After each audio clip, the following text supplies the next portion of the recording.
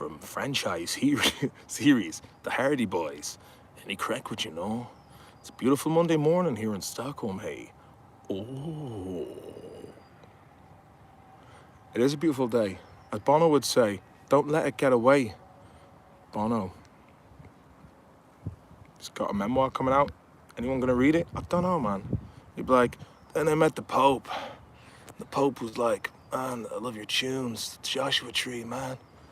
Yeah, I was at your gig there at Slane once. And he'd be like, cheers, John Paul, God bless you, man. He's like, no bother, Bono, fucking sound job. And then I was hanging out with fucking Jeff Goldblum. We were just doing rails off the top of a toilet in Hamburg. Should have been there, man. It was great. I went back to my old haunt in Ballymun. I was looking at the high-rise flats and I was just going, it's a beautiful day. Wanna get away. Ah, it's fucking great then. Then myself and the Edge just went back to his gaff and just like had a cup of hot bovril, slice of toast, and boiled egg. It's fucking magical times, man. Magical times, man. Touch me! Magical times, man. How are we getting on? 7 of yous. Oh, we lost one. Someone was like, oh, I haven't got the time for listening to Maloney. Just waffling. Happy Monday to you, everyone. Vicarious Victory is the name of this stream. I was like, because I'm going to talk about my experiences of watching Liverpool in the FA Cup. Landormer, any crack, man. I enjoyed watching the FA Cup now. It was a real nail-biter. Last time I saw Liverpool win the FA Cup was with French Toast O'Toole, a.k.a. It's 3 a.m. over in Texas, says Lulu. Good evening to you, sir. Yeah, myself and Peachy and Cassidy were watching in Stevie B's house in Galway after a 9-day session back in 2006. So we watched the FA Cup final when they bet West Ham. Fucking great game, man. Great game. Baj Mahaj, come on the pool. And yeah, then we were walking up Merchants Road in Galway on the way to the bus stop because we were like, we need to get out of here, man. Where are you, Mikey? Midday. You're in Turkey, are you? Fucking Russian job. Dubai. Yeah, so myself and Pete walked past this art gallery and there's an Italian lad called Cesar. And we seen him. He was like, yeah, he was kind of hosting some event in this art gallery in Galway. And he was like, hey, ciao ragazzo, come in. And he had like a nice big plate of nuggets of Parmesan cheese and free wine. And I was like, should we go in? I said to Pete, should we go in? He's like, oh, fuck it, man, we go in. We had the bags with us ready to go back to Mayo. And one thing led to another. And then the wines kicked in. And this off-duty guard came in wearing like a Liverpool top, a Liverpool shirt. And he was like, oh, some fucking game, man, some game, hey. And then there was quite a few attractive women in the art gallery. And he was like, tell you one thing now, man. The wedding ring will be coming off now in a minute, so it will. Oh ho. And we were like, that's fucking mental, man. Martin, are you living in a tent up in them hills at the moment, getting back to Mother Nature? No, I quite like it. It's a peaceful little spot. And I just thought to myself, well, what a nice way to start the day for me, to talk to the old subscribers here on YouTube. And yeah, I quite enjoyed the other stream as well. On Saturday, before I went in for the match, I was like just listening back to the stream just to see like how it sounded, if I was like droning on about depressing shit, or if I was making any good points. And I was getting a shower before going in, watching the match and whatnot. And I was like, fucking hell, man, this lad's sound. And I realised I was listening to myself. So, well, yeah, sometimes you got to listen to what you say objectively and scrutinise it fairly, And I don't disagree with anything I said, And that's not like me being narcissistic. It's just like, of course, if you're gonna hear yourself talking back and listen to yourself, it's like, you forget what you listen to. But I was quite entertained by it. It doesn't happen often that I watch the streams back. But yeah, there was some good input from the viewership. So yeah, the match on Saturday there against Chelsea. Fucking hell, man, what a nail biter.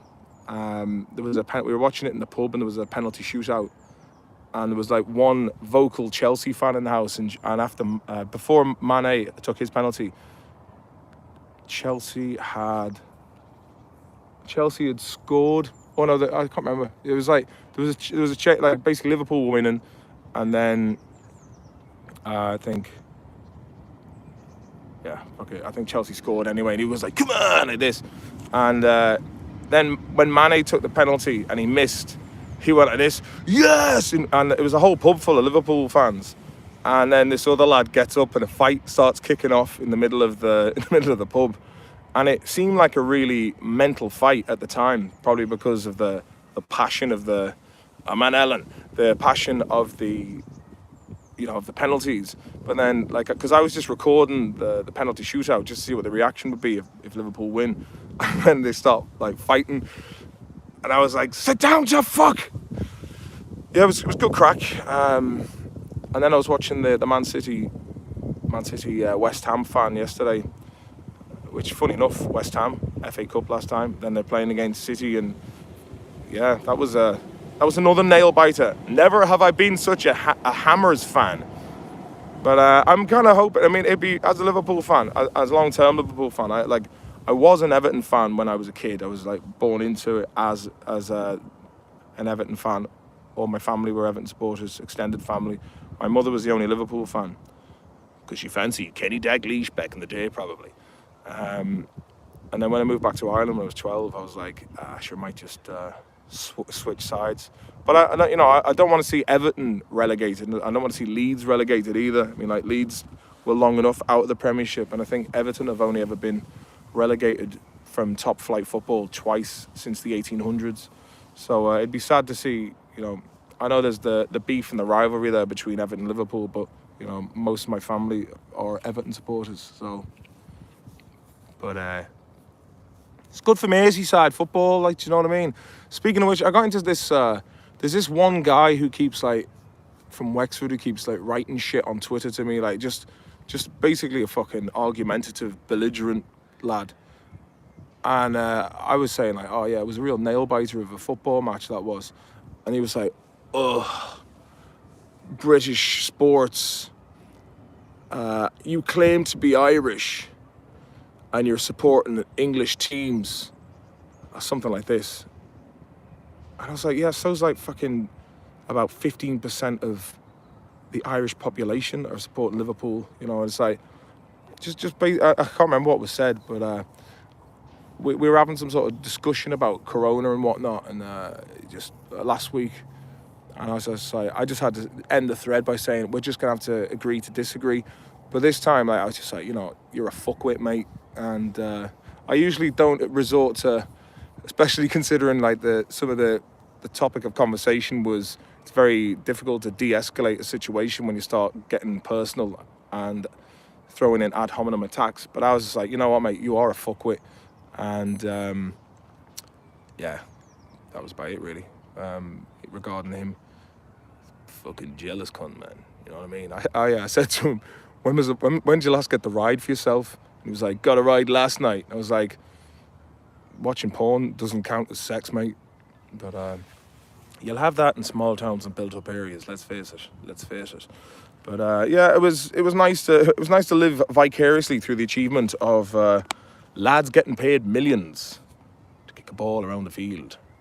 But sometimes, it is as a I can understand why sports, like, I'm not a huge man for sports, but I mean, when you think about the FA Cup, it's it's the embodiment of, like, any trophy. Like, basically, if you look at it objectively, it's like, yes, you've got all these lads who are putting everything into winning a piece of silverware, but it's a symbol of triumph. It's basically a it's a currency of sorts, where everyone has agreed that this cup is an accolade of achievement for all of the sacrifice that people have put into beating other teams and individuals to win this piece of metal. That's the kind of logic where I would use when I was a kid, and I'd be watching, like, like some of these, like, emergency room documentaries on TV, and I'd be like, actually, what's the like, they'd saved someone's life, and I'd be like, yeah, but he's only gonna die in about 40 years anyway. What's the point? But that's just, like, the fucking negativity of overthinking things. So let's look at some of these comments now. Landormer, I listened to Dickhead Goldbridge for the City game. Yeah, it would be sad to see both Leeds and Everton get relegated. I think Leeds will, unfortunately. On the plus side, Huddersfield will come up, and my brother, I think they will anyway. My brother-in-law is he's from Huddersfield, and he's like, that's a lovely little ditty. So a big shout out to you, Christine Watson. Very good, very nice. That's a lovely bit of cheese and a lovely bit of IPA. Alan S, good morning. Top notch, says Lulu. Do you think Liverpool could win the quad, says Paj Mahaj? Do you know what? I mean, they're halfway there, living on a prayer. I know, like, I think City's last game is against Villa, and obviously Stevie Gerrard is going to be trying to get that win off City. But Liverpool will have to win the next 2 games anyway, and Villa have to beat City. And I think that should... I mean, imagine if it came down to, like, they were equal on points and City won on goal difference. That'd just be that'd be even more sickening than, like, 2019. But the thing is, going back to my original point before I went off on a fucking tangent there about sports.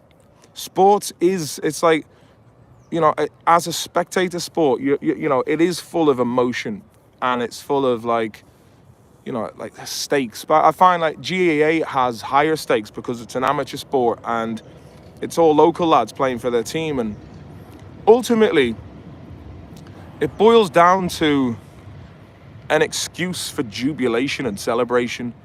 You know, it's like when I think about last year when Mayo were in every year I'm in Sweden and Mayo make it to a final. I'm always thinking, one half of me is like, please don't win while I'm not there. You know, I'd like to be in Mayo when Mayo eventually wins the All-Ireland final, because the fucking daftness that will ensue afterwards. You know, whatever happens, it'll be like, sure, Mayo won the final, man. You know, I mean, like, fair enough. It's a bit like when you get the excuse to stay off work after Paddy's Day, and people are like, man, it was fucking day after Paddy's Day, man. Don't worry about it, like, do you know what I mean? Don't sweat it, man. Paddy's Day, like, I was in bits myself. Sure, I'm ringing from home, man. I didn't come in. So that'd be the kind of thing that would take place if Mayo won the All-Ireland final. Don't know why the Hit still haven't won it, like, you know. Is there any credence to the curse? Don't know. I think fans have a lot to play for it. Have a lot to do with the event at the time. You know, if like... And I think sometimes when Mayo play, the Mayo fans start getting on edge, especially in the second half. And yeah, you know, it's all kind of a collective energy fest. But I'm going off on a fucking another tangent here, man. Another tangent. What else was I had other things to talk about. Let's see here. Jared O'Connor, I didn't eat the breakfast for the fear I couldn't drink the can. Fucking Lexus boy.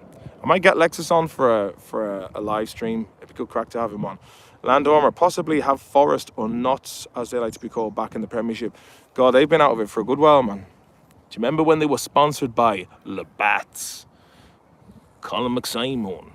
Called in sick to work because a bad cough kept me up all night. Might have pneumonia. All my boss could say was, well, that's disappointing. Fair play to him. Fair play to him. It's nice to know you're a valued member of the team. There seems to be a bit of a dose going around with people. Like my mate, I texted my mate the other day and I was like, "Are you coming out for the match?" And he was saying like that he has a quite bad chest infection. I was getting like pains in my chest there last week, but again, that could be fucking stress. Larry Anthony, a lot of the Mayo team hung on for too long. The young lads now look handy enough. Yeah, I mean, you know, some fresh legs on the pitch will be a good thing for them. We'll see how this year goes. I mean, it's fucking hell, man. I mean, how many times can you make it to the final and not win? You know, I mean, like, it's kind of, I mean, it gets more and more tragic every year when they lose, because it's like, oh, we're gonna make it this year, lads. This is the year, and it's like, over the years, like when you watch it, it would be such an impossible or near, it would be a very gargantuan task to write all of the mishaps and, you know, like scoring 2 own goals in a final when you're like 8 points up, or hitting the post on the last kick. There's so many unfortunate turns of events. But I was talking to a guy who was from the Whittle, a guy called Simon, the other day at the match, and I was like, you think this is intense? You should watch Mayo playing in the All Ireland final. And I do think, I think hurling and football should definitely get more international recognition on the, in the grand scheme of things, because, firstly, it's, the players are doing it for free. I'm sure that, like any other fucking institution, the boys at the top are getting very, very handy numbers. Oh, you cannot beat the handy numbers. If you can get handy numbers, keep a hold of the handy numbers, man.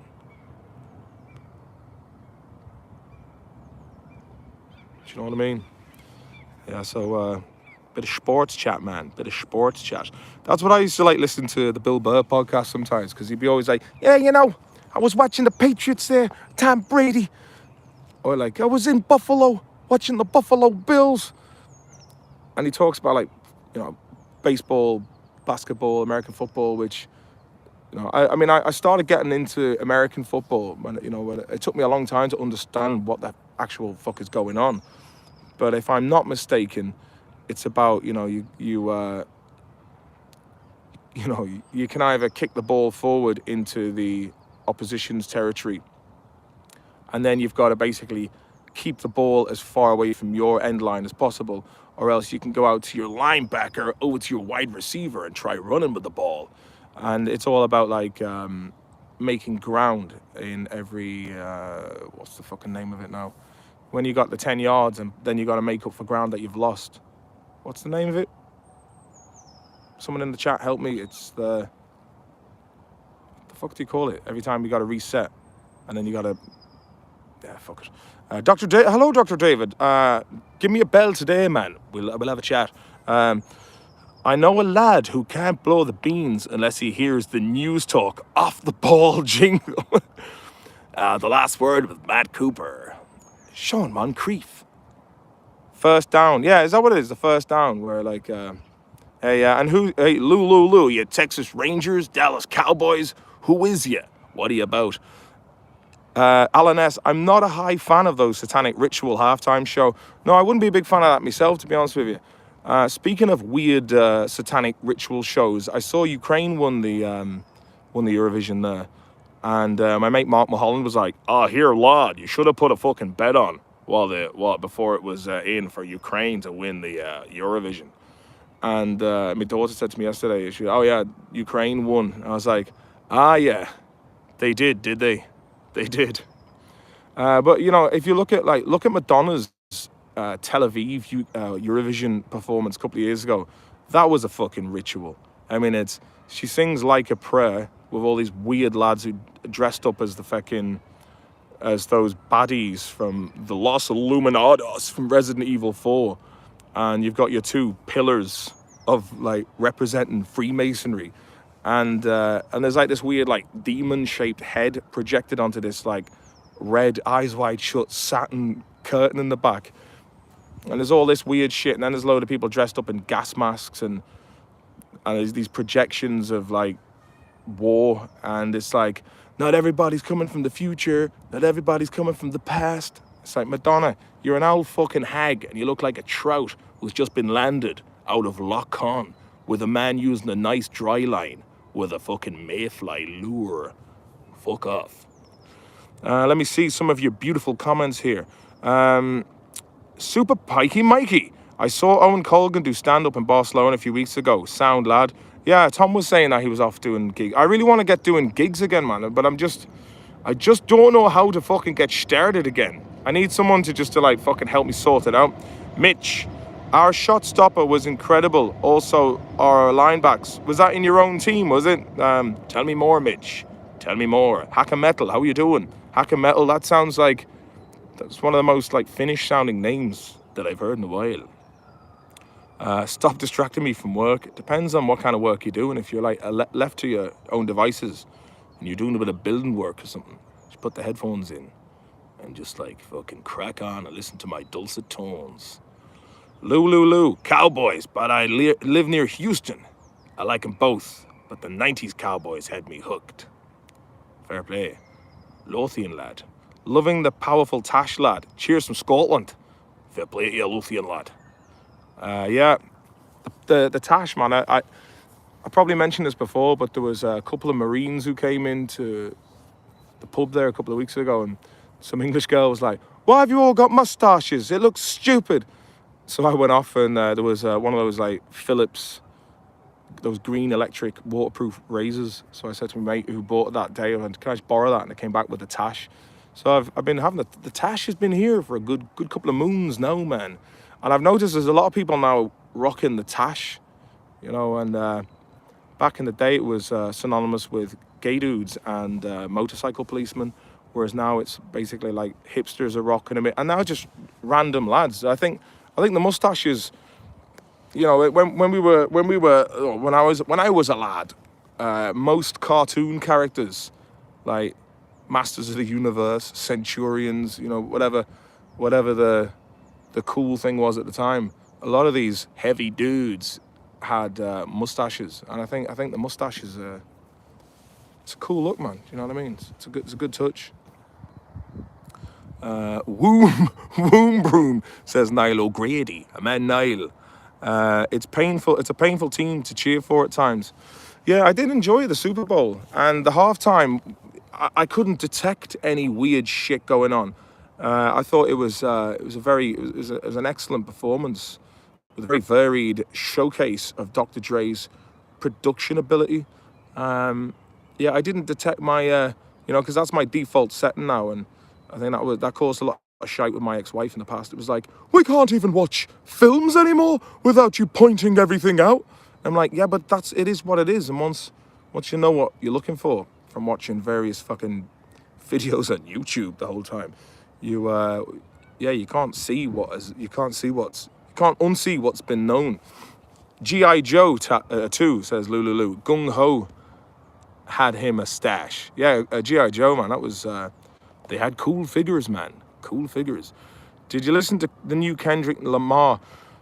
Nah, I mean, I don't know what the big deal is with everyone's like raving on about Kendrick Lamar, but to be honest with you, man, I find like most hip-hop boring as fuck. Do you know what I mean? And, you know, that's my opinion. I was never really too into it, to be honest. I'll dip in every now and again, you know, but I preferred all the old stuff, like the West Coast 90s stuff and electro breakbeat, Grandmaster Flash, the old stuff. Before it all just became about talking about money and, you know, nonsense. Let me see. Oz BT, I'm butchering this, sorry, man. Ozfotwo. Befotwo. Went into work this morning only to get the day off because some poor sod flew himself off a bridge and landed right into our construction site. Oh, fuck me, man. Where did that happen?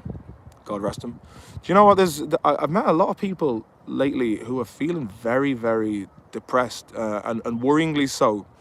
And you know, I've had chats with a couple of lads this weekend in IRL, and you know, I don't want to see anyone, like, if I can, you know, I've been affected by friends who have, you know, taken the last resort, and you know, I've had a conversation with 3 people this weekend, and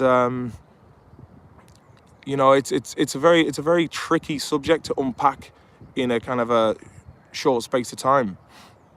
You know, like there's one lad I met on Saturday night who was in tears, crying, and I said to him, come and have a pint with me, and we'll have a chat about it. And you know, he just said he doesn't want to live anymore. And you know, I mean, one of the first things I said was, I noticed like he doesn't really seem to have like a high testosterone level.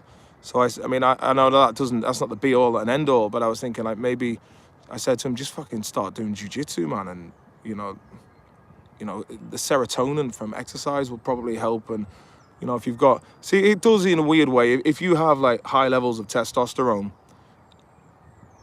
you know, it's one of those things in society, especially in the modern world, where anything like that encourages men to have manly traits is, you know, it's shunned upon. Like, oh, that's like, you know, there was this thing where saying how fitness is related to fascism. Some fucking idiot wrote a couple of months ago, and it's like, no, it's just because so many of these people are fucking soft as shite, and they're essentially player haters who have now managed to have,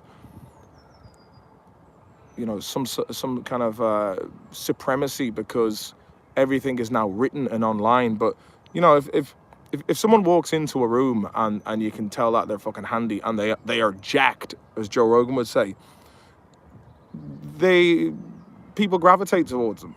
You know, it's like if you see a woman who exudes femininity, you know, people are like attracted to that. These are fucking normal traits that have been since the dawn of time, the animal kingdom, you know. And basically, what I said to your man about getting fit is that if you're fit, as Big Mick Eugene in real life said to me once, he goes, "No, I tell you, Marcin, if you're fit for anything." And that's true. You know, it's like, if you are fit, it makes you more robust. And that's what I said to him, like, start working out. But the other aspect of a lot of people do feel depressed, man, you know. And I think we're living in the modern world is so far removed from the essence of what it means to be human. Like, you know, social media and digital communication, the whole point of it from a consumer point of view is to keep in touch with people. And if you're old enough to remember life before the internet, when you would like phone someone, and especially when I lived abroad years ago, and it would cost like €1.20 a minute, you would ring someone and you'd be like, oh man, imagine if phone calls were free, we'd be talking all the time. But what's happened is, because you can ring people for free all the time, the currency that is now in short supply is people's time. Whereas previously, you got an international call from a friend you haven't seen for a while, you really did treasure that. It's like, you know, in the old days, like, you get a letter from someone, and that was a big deal. Someone would like make you would give you a handwritten letter that's taken days to reach you. And yeah, maybe if you want to touch someone's life, you know, you want to really make a nice impression, reach out and write someone a letter. You know, someone random, you know, not random, but like someone you know who you wouldn't think of. I'd just be like, hey, thought about writing you a letter with snail mail. And you'd be surprised how touched, like if someone writes me a letter, I'm like, thank you for taking the time out to write that. That's very kind. Yeah, and I just think, yeah, as some, who said here, go to the bog, good exercise. But for anyone who doesn't have a bog, I mean, that's why I'm happy to do this video out here today. I mean, it's like, sure, like, I'm connecting to you via the internet, but at the same time, it's a beautiful setting, you know? It's like, look around you, man. Swedish granite. They love blowing it up, man. CM Fox knows what I'm talking about. Always got to stay in fighting condition as part of being a man, says Mitch. Absolutely. I mean, and people can fucking, you know, it's always these media softies who, I mean, they're probably lads in school who never got into a fight because they were never seen as a threat. So they don't understand, you know, they're the kind of lads who just like jump behind someone and use them as a human shield if shit kicked off in a pub. My mate Scoops, big Kiwi lad the other day, he's fucking sound skin.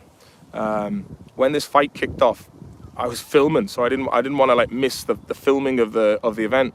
But he went down in between these two groups of lads who were fighting, just grabbed both of their faces and pushed them apart. And he was like, "Listen, lads, if you want to fucking rumble, you've got to fucking take me on first." And he just stood there as a meat wall in the middle of them, and he was respected, and that was it. The beef was over.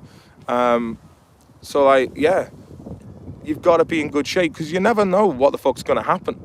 You've always got to be on your guard, and it's no harm in knowing a couple of basic bits of self-defense. What are you going to do if you kick, like, because you could be out in after a few pints in a chipper and someone, you're in a fucking McDonald's and whatnot, and then some asshole is having a bad night and he kicks off on you, or a couple of people jump you, or you get robbed at a train station, you've got to have your kind of like, what would I do in that situation? You've always kind of got to think about these things.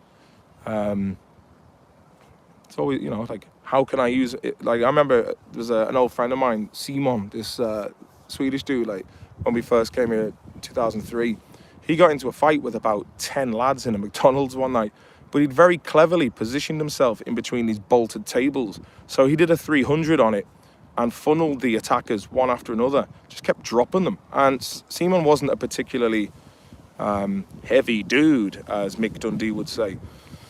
That's another thing. I was also talking to a fella at the weekend who's a very nice, fucking kind guy, but he was telling me a bit about his backstory, about some of the crazy shit that had happened to him over the course of his life. And I was like, wow, never would have known. And, a lot of the time, on face value, you don't know who you're talking to, and you don't know how versed in martial arts or what kind of past people have for street fights or being a black belt. You meet people at first glance, but especially these days when martial arts are so prevalent, you can meet someone who doesn't look like they're much, but they kick the shit out of you in a heartbeat. So, but the main thing is, the first line of defense is to diffuse something with diplomacy. To be able, the skill in pacifying an event and knowing the signs of something before it kicks off is a skill in itself. And like, you never want it to be, like, if people go looking for trouble, they'll find it very quickly. And sometimes you just can't appease a tyrant.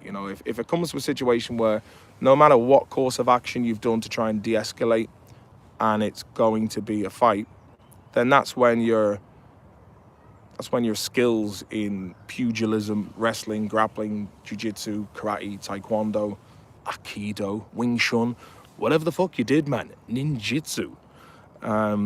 Or like, one thing I wouldn't recommend is those lads over in China who do this, like, because that's just made up old nonsense. And you might have seen the MMA video, or the video of the Chinese MMA fighter who fights these grandmasters and just like squarely punches one of them in the face, and he's like, ah! Apparently he got into trouble in China because he just showed that mixed martial arts versus these like couple of 1,000-year-old disciplines were just nonsense. Okay, read some of your comments here. Ozfot2. Sorry, I'm gonna have to look at this. Sorry, mate. Ozfot2. I don't know. I butchered that. Sorry, mate. I'm gonna call you Dr. Oz from now on. Loathe the idea of gyms. Love to get fit by hiking or doing something fun like paintball. Hard to do every day though. Well, yeah, I think fitness, right?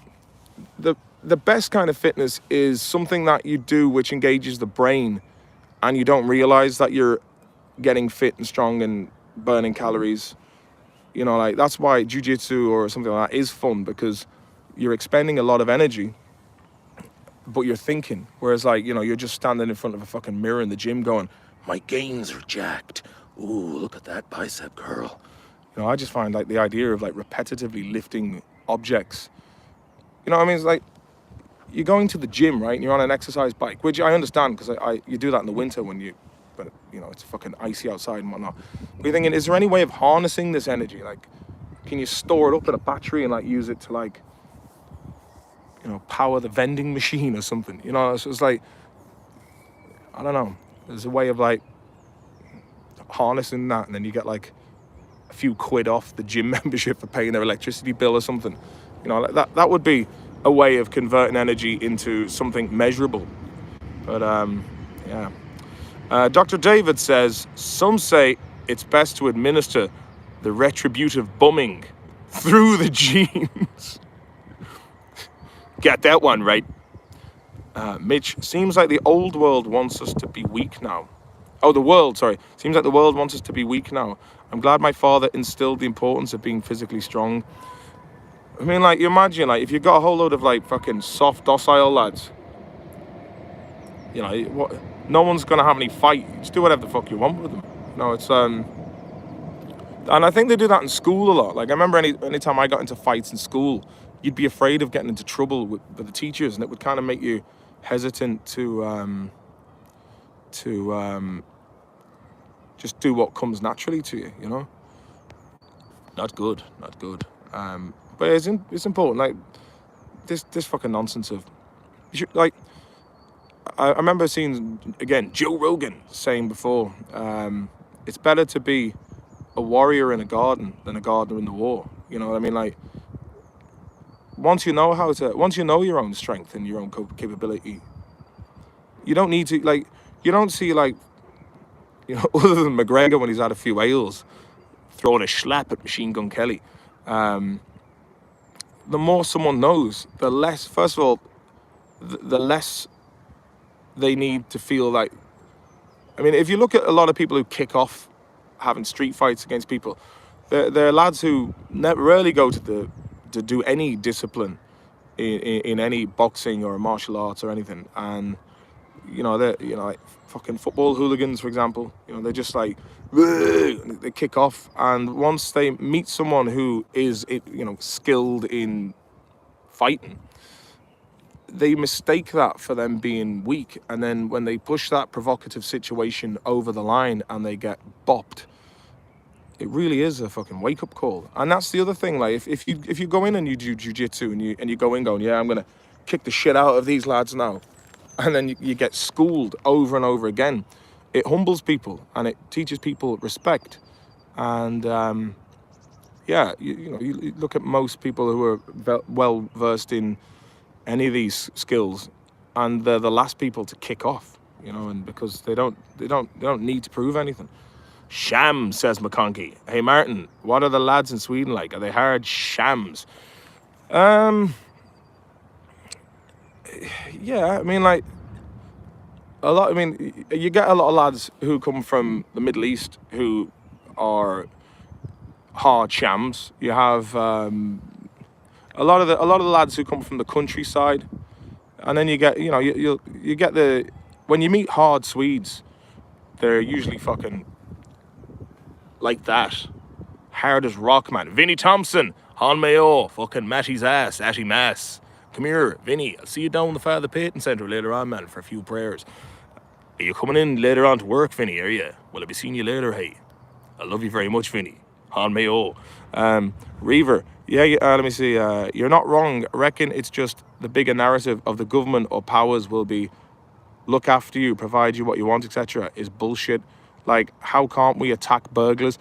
Yeah, this shit fucking started years ago, man. Do you know what I mean? Like this, you'd always hear like people getting sued because a burglar tripped up in their house. And you've got to look at it like the lawyers are there to take that. I mean, like there's a lot of fucking scumbag lawyers out there who will defend people for heinous crimes because it's a paycheck. And they don't do it from a moral standing. And look, the whole idea is to stop people from realizing their power against authority. Like like government, for example, should be small, it should be administrative, and you should let people decide what they do with their own lives. And this encroaching fucking bureaucracy and legalese that binds everybody up. If everyone just one day were like, you know what, why are we paying taxes? Like, where's this money going? We want to know exactly where all this money is going. Like, the government never seems to get audited. There's never an audit but the individual will be audited, and every penny you have will be scrutinized, and whatever surplus money you do make will be taxed. Whereas the government can then take your tax money and piss it away on whatever the hell they fancy, and there's nothing you can do about it because the government has a monopoly on violence. Like, they do. The government has a monopoly on violence. If people get pissed off with the government and they protest, then the government, I'm not saying any particular government in particular, but that's how it works. The state can then use their paid enforcers to basically say, you have no recourse to resist us because I'm wearing the badge.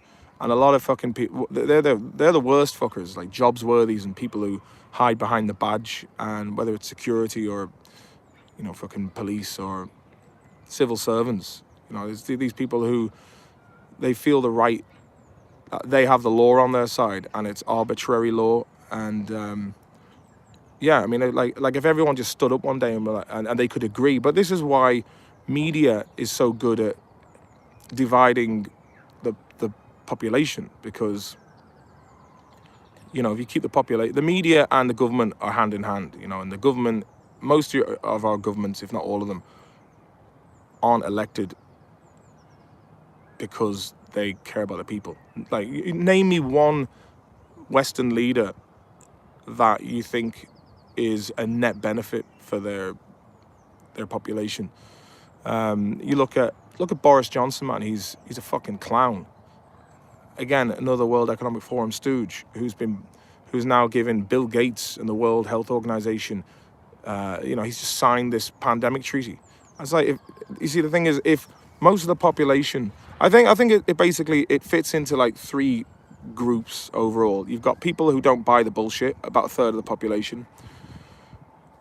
A third of the population that are just fucking beyond saving because they have zero critical thinking skills. And then you've kind of got everyone in the middle who are a bit apathetic or indifferent, and they just kind of go along to get along. How are you doing, Mr. Magpie? How's the wife and family? Any crack in the rack, no? Sound balls. Nice bit of plumage you got there. Fine green tail on you. You're an absolute hunk, man. You're an absolute hunk. Sorry, I was just giving him a bit of praise there. His green plumage. Okay, let's look at some of your comments.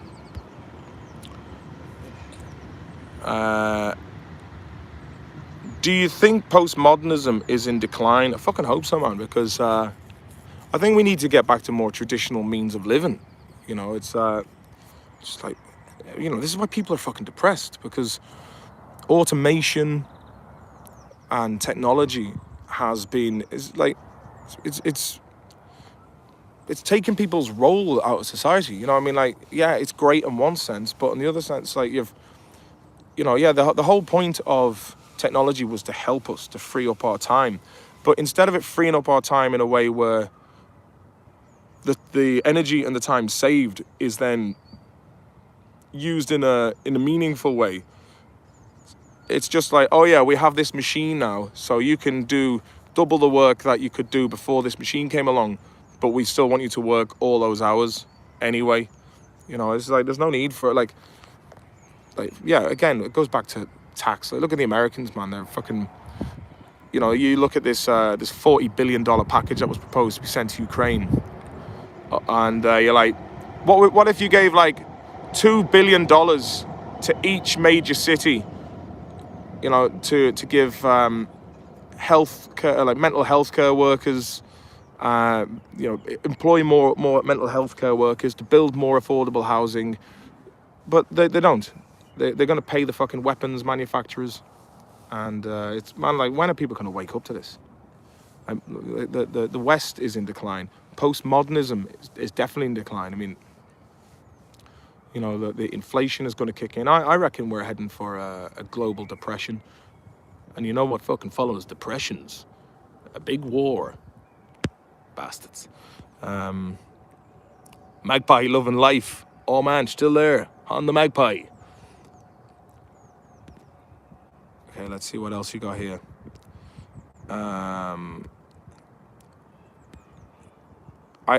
Dr. David, I have it on good authority through a friend of mine that Joe Rogan shot himself in the regional branch of Carpet Right. He didn't really apologize. He said it was beta to hold in a dump. Mayocon 82. A load of grain bins get blown over in Minnesota in the last few days. Makes you wonder what it's all about. Oh yeah, it just got blown over and then eaten by rats. Yeah, you know, have you noticed there's a lot of fires happening in major like food depots, and a lot of strange things happening all over the world. It's almost like someone's trying to fucking create a global famine. Dr. David says, oh yeah, Terry Funk, the RTE are interested in doing a show with yourself and the Viper and other soft fella traveling around Japan. To get your take on it, would you be interested? Yeah, I would. I mean, I doubt RTE would take us up. and I doubt the Viper would be interested. But man, I'd love to go to Japan and just knock about. I mean, one of the funniest bits of TV I ever saw was Tom Green's Tokyo Monkey Hour. Was it Tokyo Underground Monkey Hour, where he's just interacting with Japanese lads, and because it's such a high trust honor society, he was just getting away with just doing loads of mad shit. But even Tom Green thought putting a monkey in the car and driving away with it was a step too far. Let me see. I saw, Dr. David said, I saw a photo of Boris Johnson on a biker jacket. He looked like a double duvet stuffed in a bin bag. The bastard. Martin Allen says, Magpie, loving life. Mac Monkey, Justin Trudeau married a granny. His school teacher. Oh no, that was Macron. That's fucking weird, man. I mean, and that guy, who was groomed in more ways than one, is now the head of France, which is a failed state at this stage, let's face it. Must say what you see. Magpies. Terry Funk, sounding like a Scouse Brummie traveller. That's right, Terry Funk, hey. That's fucking right, lad. Macron married a school teacher, says Landorma. Yeah. Vinny says, speaking truth, Martin. Fair play, boss. Look, you know what? I'll tell you one thing. I might be wrong on many things, but I'll always come from a place of honesty. You know what I mean? I won't bullshit you. Like, if I was to be, talking establishment, narrative points, I'd be making a load of money now. Everyone would be like, wow, he's amazing, the things he's saying. I'm not gonna fucking talk that shit, man, because it goes against my moral fiber. And it's like, what good is all the riches of the world if it costs you your soul, man? Hopefully the pendulum of sanity swings back a bit and people then recognize that I was, talking sense all along. And yeah, I mean, I don't know what the fuck's going on, man. I think there must be a lot of bots on social media and that kind of, especially Twitter, that make out that opinions are more popular than they really are. And, media manufactures consent. And if you've got a monopoly on the media, like, most people just do their job and they work. And they don't have time to look into this shit like I do. And the thing is, like, yeah, I should be working more, but I'm not, because I'm looking at this shit. I don't know, like, it's...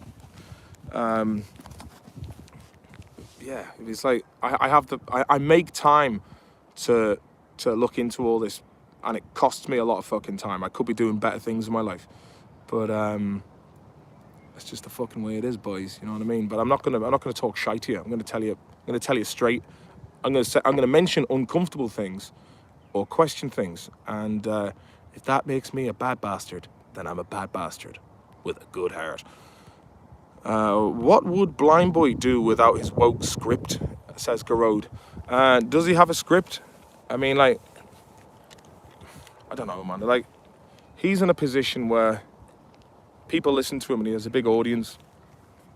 And maybe he will follow suit with Russell Brand. But, like I know for a fact that lad knows a lot more than he fucking lets on, man. Do you know what I mean? And it's kind of like, if he was to just like look at things objectively and be like, but again, I get it as well. Like, he's surrounded by people, who book him, and the whole entertainment world of promoters and agents, and the whole industry is full of fucking woke lovies and shit libs. Do you know what I mean? And it's like, I don't know why everything has become so political in recent years, but I do know, shit, they're onto me. I do know that it was Obama who basically changed the fucking rules of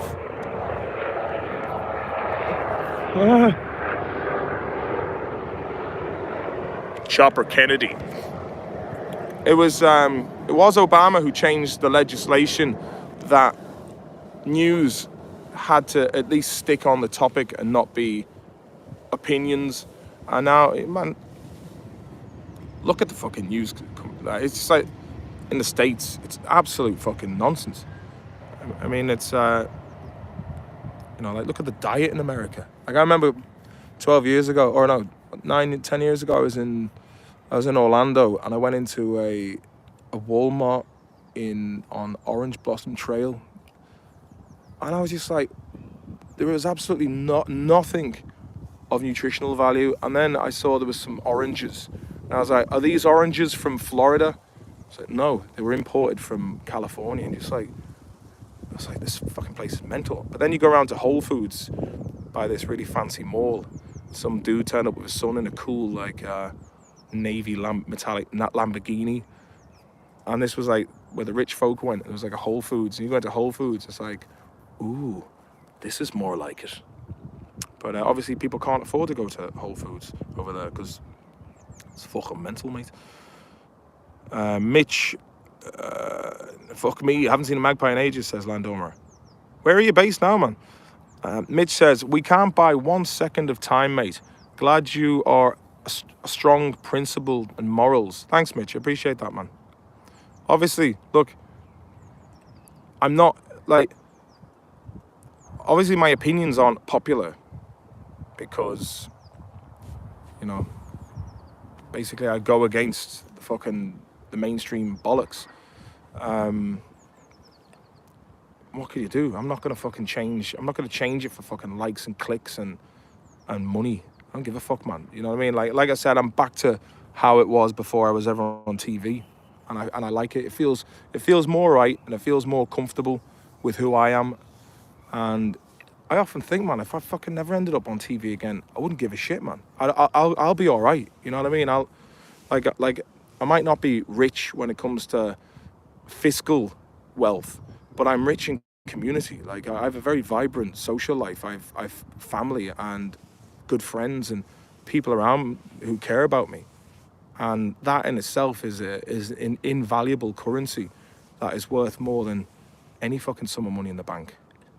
You know, it's like I'm very blessed and very lucky to have good people around me, and it's like the further you go with success and fame and money, the more people who, like I said in the last stream, the more people who are going to be hanging off, and then then that breeds paranoia because you don't know who's genuine, like who's going to be there for you if the shit hits the fan, you know, and like when in a crisis, who are you going to call, you know, and yeah, I mean it's funny, like so many of the people when we first started off with the Hardy Books, there was people we met, new people all the time, and you know, a lot of very sound people. But then, you know, you fall out of touch, and you don't hear or see from these people anymore because someone else has come along and kind of filled the role you were playing. And yeah, obviously people lose touch, even like very close friends do over time. But then when you meet again, you pick up where you left off. But like, yeah, I would like to consider myself as a man who's got a good fucking moral compass, you know, and I'm not fucking virtue signaling about I'm. There's a lot of fucking things I could fix about myself. You're a well-loved brother. Fair play to you, Vinnie Thompson. A gratu. I would just spell it phonetically. Scratchy wouldn't teach me Irish in school, man. God rest him. Let me see. Macron's wife's a lad, says LNS. Mitch, sounds like Toxteth. Fucking Park Road Toxteth, mate. Going down the job centre then, mate. You know what I mean? For me fucking 40 quid every fortnight. Yeah, you know what I mean? Fucking heating benefits, lad. LNS, that's his boyfriend, says Landormer. Teddy Funk, nearly £50 to see the Baghead in Manchester. I thought, she's 50 quid, man. You know what? I have to, hats off to him. I remember the first time I ever met the Rubber Bandits. It was in the academy in Dublin, and when I met your man Dave, like the self-belief and confidence that man had, I was like, who the fuck is this lad, man? Do you know what I mean? It was like, fair play to him, because he had the vision of where he's going in his head, and he went through it. And to be fair to him, he's a great promoter. He's a great self-promoter. You know, he knows he knows the right things to say, and they can sell gigs. He's done very well for himself. And, you know, I know a lot of the time I kind of like give him a bit of grief because, you know, his his talking points to be very fucking commercial and whatnot. But I have to say, on a personal level, he's sound. Do you know what I mean? And respect to him, because it's like the two Johnnies as well. Like they played the 3 Arena. I was talking to Tom on the phone last night, and I said, man, if you guys had fucking listened to me years ago, you know, instead of like, oh, I'm gonna do this, I'm off doing it. If we'd stayed together as a group and worked together for the common goal, we would have done really well. And like if we'd had a TV series recently in Ireland, we could have, you know, been an antidote to all this fucking mediocre shite that is now on TV. But unfortunately, like, it's the same reason why we don't have a unified Ireland, because of the fucking infighting. You know, it's like it's just an Irish thing. Let me see. Mitch says, you ever had bread in America? It tastes like cake full of fucking sugar, hey. That was that old Henry Kissinger bastard who brought in the high fructose corn syrup.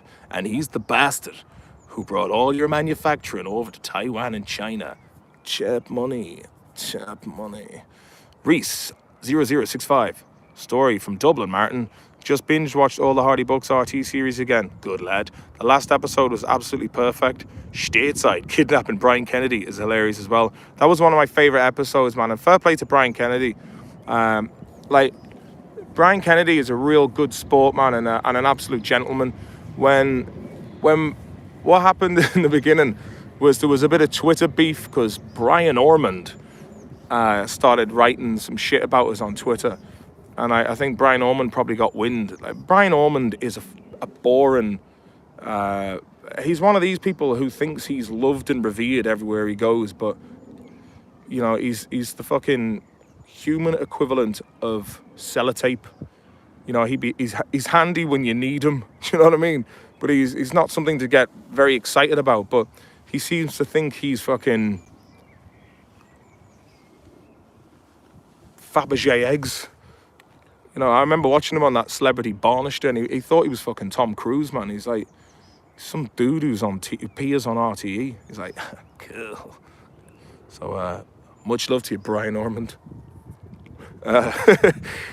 But, let's see. Dr. David, I love how people take it personally when you tell them they don't like Blind Boy. More so when pressed and you tell him it's cause his contrived media-savvy, lukewarm takes, which he deftly monetized. I'll read that again. I like how people take it personally when you tell them you don't like Blind Boy. More so when pressed, and you tell them that it's cause of his contrived media-savvy, lukewarm takes, which he's deftly monetized. See, I'm not media savvy. Like I said in the last stream, I'd always get myself into bother by because I've got no filter, man. Do you know what I mean? I've got fucking ADHD, and it's like, yeah, ADHD. As this fucking Soundskin who I was talking to, this psychologist, said, he went, well, Martin, I really shouldn't be telling you this, but maybe ADHD is a last defense against a boring society. I'm like, damn fucking right it is, man. I remember in school, like, school was great when we got to play with toys, and then when it came to, like, having to sit there all fucking day in front of a blackboard, and, you know, like, there's no, like, you got to mix it up. I think, like, kids would do better to learn, like the fitness when you're training. It's more fun if you're having it. You learn more when you're having fun. You become more engaged, and that's why it's very important that you have teachers that really do extol the virtue of the subject, and how, you know, if you've got a passionate teacher that wants you to learn because they have passion for what it is they're teaching you, then that passion is contagious. But if you've just got some fucking, you know, that's the other thing about a lot of teachers. Many of them aren't the brightest fucking tools in the shed. You know, they're basically people who, this is going to be a job that pays well, steady, there's good holidays, and they do it because it's a steady job. They don't do it because they want to teach people, or they want to teach children how to go ahead and be the best they can be in the world. And they, you know, look at what they're fucking teaching kids in America, man. It's like, America is a failed state at this point. It's fucking done. It's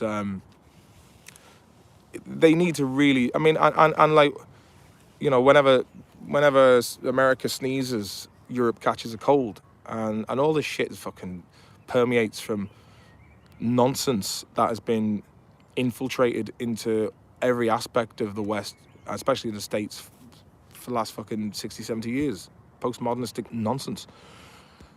Let me see. There's some fucking hard talk coming out of me today, hey. Oh, hard talk featuring the BBC boys, BBC News, fucking wankers. Larry Anthony, what was the story about your man, Brian Ormond, and the books? Don't think he was a fan. Oh, sorry, thanks for getting me back on point there. I fucking went off on one. So basically, there was that argument about Brian Ormond, and then Brian Kennedy came in. He's like, I know, it's fucking nonsense about the Hardy books. And then, so I remember Tordoff did a video going, Put the message in a box. Put the box into the car. Drive the car around the world till you get heard. Or something he did, and that went viral. And then I think we wrote, or I think it was Chris who came up with the idea of writing Brian Kennedy to come in it. So we put him in the script and we're like, Brian, do you want to be in it? And he's like, yeah, sure, why not? And he was sound, man. And Stateside was like, oh, Brian Kennedy, man, it was very sound. I will miss Brian. Brian was a cool dude. I mean, Morton, he's like, his fame levels, he's like mega famous. And now I've got more fame because I was famous with Brian Kennedy. My fame levels, I mean, how many pits am I now, Morton? I'm like 75 pits at least. And I'm probably benching a good fucking 120 depths. Do you know what I mean, Morton? Let me see. Lulu, gotta go to bed. Thanks for the stream. I'll finish it later. I hope you on all in the chat have a great day. Good on you, Lou. Sweet dreams, baby boy. Peace up, A-Town. Teddy Funk, Hardy books could definitely make a comeback. Definitely, man. I mean, like, and when I finish this, I'm gonna go back to the lair and start writing the second episode, or finish the second episode of Castletown Tales. So there is going to be something in the pipeline. I'm going to write it.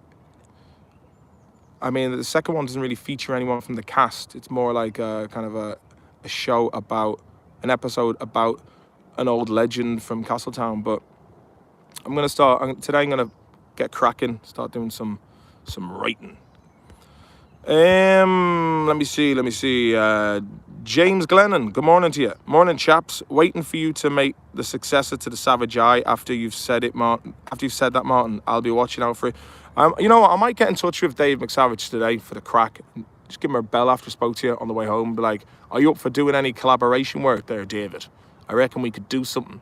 Dave McSavage, to be fair to him, is fucking hilarious. And this is the job of comedians. The job of a comedian is to provoke controversy. It's to say things that are funny and uncomfortable. The whole point of comedy. Why do you think they're attacking comedians? Because they know that all this fucking nonsense that we're dealing with. I mean, there is so much low-hanging fruit there. So much low-hanging fruit that is very litigious. But as Dave Chappelle said at that time, it's comedians' jobs to speak as recklessly as possible. Hit the thumbs up and smash that subscribe button if you like reckless comedians.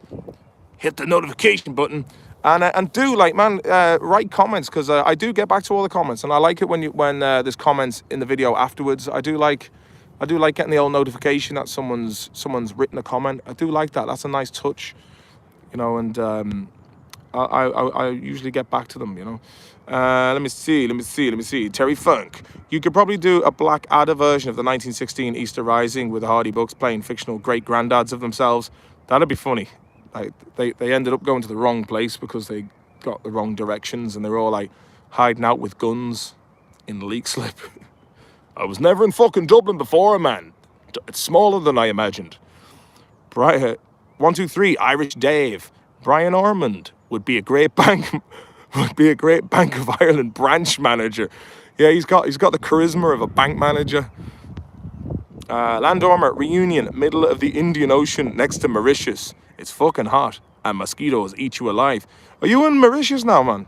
You're living the dream. You're living the dream. If anyone asks, who you gonna call? There's only one answer. Got that one right. I don't even know who that answer is, but I like the way it sounds. World Peas, how you doing, baby boy? There's got to be a why that goes along. Oh, someone's gave me a nice little super chat. Thank you very much. I will see who this is now in a second. There's got to be a why that goes along with the what. What's that in relation to, mate? That was a while back now, sorry. Paj Mahaj, I've learned more by myself than school ever taught me. Yeah, the University of Life, also known as the School of Haircuts. How you know, 1991? How you doing? Have you some canned food saved up? I've prepared a small pantry for myself. Doesn't break the bank. I really should start doing that, actually, because God knows what kind of there's going to be some uncomfortable bullshit with food shortages. And let's face it, man. Like I said, and I sound like a broken record, and I wouldn't be saying this if I didn't believe it to be true. And I know it might sound fucking hell. This lad's a bit fucking radical. Look at history. And whenever you get tyrants that abuse power, you will always get the four horsemen of the apocalypse that follow afterwards. And yeah, not a bad idea to have. And look, if you have spare food, then what's the worst that's going to happen? If you've got things that have a long shelf date or a shelf life. I mean, like, yeah, if you're stuck for a bite to eat someday, you're like, oh, sound, I've got a load of fucking tinned tomatoes there and in the pantry. Larry Anthony, I was asked a few years back about where did I see the future of the States in 50 years' time? I said the world will probably see 50 new countries. I was laughed at. And now look where we are. I mean, look. I was actually thinking the other day, what if two magpies now, how are you boys? What if the States has been infiltrated at the highest organs of power, and to lead the States to a civil war, and then you get someone who's, let's say, hypothetically, China, Russia, whoever, hypothetically speaking, because geo-strategically speaking, America is untouchable unless you can get a ground invasion through Mexico or Canada. So that's the only way you're going to get. And then obviously they have superior defense and whatnot. Like if you manage to get a fleet of ships and equipment and aerial units anywhere near the States, they'd be taken out by aircraft carriers and drones and destroyers and whatnot. And then if they manage to fly over the States, there's going to be everything's going to get shot out the sky immediately. I mean, even the home guard would be fucking packed to the gills as well. Not to mention the amount of people who are armed, civilians that are armed in case of such a thing. So yeah, they're flying it in terms of like where they're positioned. So the only way that America can be defeated is from division on the inside. So when you had the American Civil War, Tsar Nikolai was, I think, helping out. I should know this. I think he was willing to help out. Can someone in the chat, if they know their history, can you tell this? Because I don't know if it was if I know I should know this, but the Russians came to aid either the Union or the Confederates. So if someone knows that in the chat, if you can do a little quick Wikipedia on that, because I'd like to know that as well. But with that said, if there's a civil war in the States, all it takes then is someone to leave the door open for another belligerent, and I think maybe that's what this is all about. I don't know. Don't fucking know. Patrick Clelty, thank you very much. You're always great for the super chats. Fair play to you, mate. I appreciate that. It's always nice to get a little tip for spieling out. And if there's any more of you out there that want to throw the fucking dog a bone, Maloney's Digest at PayPal. Brian Ormond, you like that, did you, Patrick? You like that? Alan S, would you be a fan of Sam Hyde, Martin? Oh man, that TED talk he did was fucking hilarious. I like the way he was also the ghost of Kiev as well. Is that Cat Dealey's guilty? Are they still together? Are they? Or were they? because he was going out with you on Amanda, the tasty one with the mole on her face. World peace. That was in relation to teaching without a reason to learn something. It doesn't stay. Yeah, exactly. Exactly, yeah. Thank you for reiterating that point there, world peace. Dr. David, there was a rejected episode where the boo got hepatitis C on holiday in Portugal. They forgot to put any jokes in, which led it to just being terribly sad and uncomfortable. RTE loved it. Alpha, Numerica. Sam Hyde is definitely a comedian pushing the envelope. That's what needs to be done, man. The envelope needs to be pushed over the fucking line into the nether regions of deep space. Landormer, bit of jet fuel and you can burn USA to the ground. Yeah, who knows, man? I can't. I mean, it's. I think we're in for. Okay, like just look at the 20th century. If you look at the First World War, and then there was the Great Depression, and then the Great Depression, like there was like, you know, Germany was also destroyed after the Treaty of Versailles. Hyperinflation. You had like, man, the Weimar Republic was a fucking cesspit, man. You know what I mean? There was families who had to resort to pimping out their kids and turning their house into a fucking boudoir. There was like, you know, and then so what that does is it leaves a vacuum for radicals who will come and be the fucking leader. And what concerns me about what's happening with like neoliberalism that's fucking taking the piss is that some nutter is gonna fucking come out of the woodwork, and then people are gonna be like, yeah, I agree with that. Like, you don't want fucking, like, you want people who are just objective and fair and not afraid to do the right thing. And if you you know, if you start excluding like free speech and a genuinely open society, and you start disenfranchising people, then they're going to start looking for strong leadership. And a lot of the times in history, you get some fucking psychopath who was willing to push the fucking envelope, and then you have war. And also, like, the two, like Wall Street funded a lot of these fucking wars and have done. But, you know, it's like, war is, you know, they say, oh, war's great for the economy. It's great for the fucking banks. Not good for the people who are fighting it, or the people who are having to pay taxes to fund the war machine. Where are you now? I'm in Stockholm, man. Beautiful bit of granite behind me. But yeah, I just think there needs to be some fucking adults in the room to reel all this shit back in. And I don't think any of our like, you had Klaus Schwab himself who said the world is like, I mean, most of the governments have been penetrated with World Economic Forum leaders, and it's like, why are we taking this shit, man? You know what I mean? It's the same feeling of helplessness.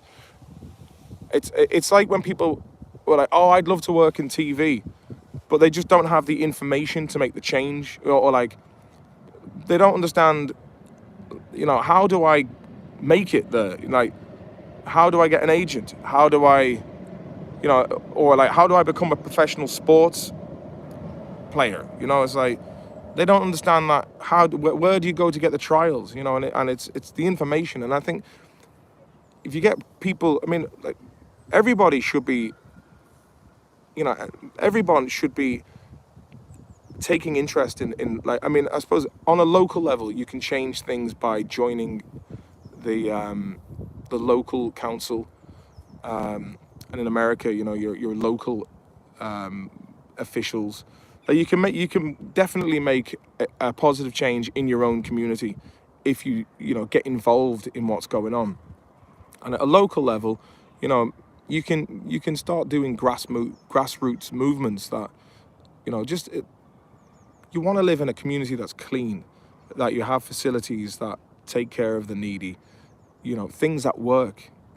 And you know, anybody who's fucking dead wood should be just fucking replaced by people who care about their community. And it's the same thing with like your nation state shouldn't be there to like, the state shouldn't be there to provide for you. You know, you should have enough opportunity to be able to provide for yourself and your family. doing something that you enjoy doing. But like most of the impetus has been removed thanks to like these mega corporations that go across and exploit poorer economies and make huge profits. And then they make these fucking woke virtue signaling advertisements during the likes of the Super Bowl. And they're the most ultimate fucking, they're Champions League tier hypocrites.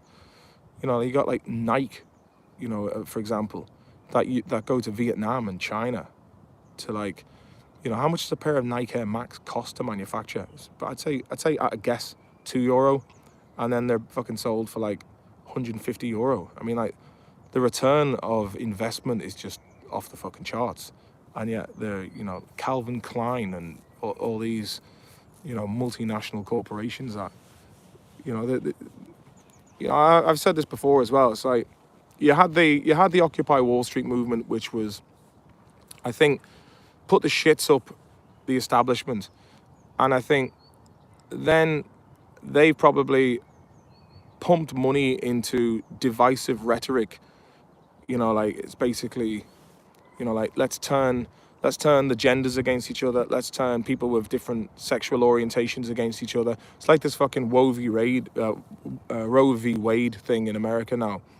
It's causing like more division, and it's like these are